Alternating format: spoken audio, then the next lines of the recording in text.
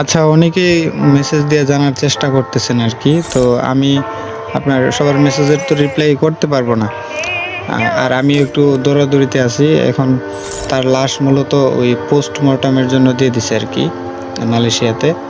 তো আর অ্যাক্সিডেন্টটা হইছে মূলত ওই এয়ারপোর্ট থেকে বের হওয়ার সময় সামনে গাড়িতে মানে গাড়ির সামনের সিটে সে বসছে আর পেছনে ওই যে আদিবা মানে তার বউ বসছে। তো সে আবার সিট বেল্ট লাগায় নাই, যার ফলে ওই আপনার ওই ২ টা গাড়ি মুখোমুখি ধাক্কা লাগছে এবং সে মুজাহিদ ওই যে মাথা আপনার গাড়ির গ্লাসে লাগছে, লাগার পরে হয়তোবা বেশি ব্যথা পাইছে, যার ফলে মাথার মধ্যে ব্লিডিং হয়ে আপনার মারা গেছে। এখন আমি এই পর্যন্ত কোনো ছবি-টবিও পাইছি না।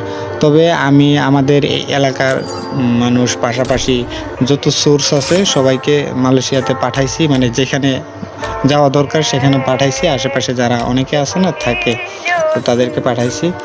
তারা আপনার এই সবকিছু কনফার্ম করছে। এখন আমরা চেষ্টা করতেছি তার লাশটা নিয়ে আসার জন্য।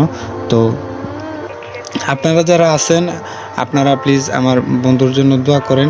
সে আসলেই অনেক ভালো আছিল। আমি পরে আপনাদেরকে আরও আপডেট জানাবো না, ওকে? আপনারা প্লিজ এখন দোয়া করেন। দোয়া করা ছাড়া আর কিছু